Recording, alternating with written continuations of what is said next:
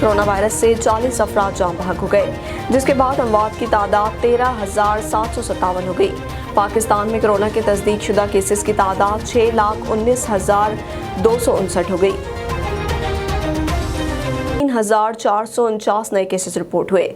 पंजाब में 1,93,054, सिंध में 2,62,503, खैबर पख्तूनख्वा में 77,972, बलूचिस्तान में 19,290, गिलगित बल्तिस्तान में 4,967, इस्लामाबाद में 50,056, जबकि आज़ाद कश्मीर में 11,377 केसेस रिपोर्ट हुए।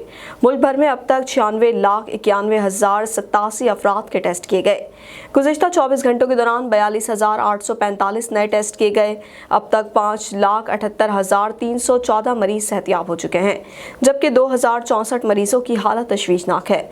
पाकिस्तान में कोरोना से एक दिन में 40 अफराद जान बहक हुए, जिसके बाद वायरस से मरने वालों की तादाद 13,757 हो गई।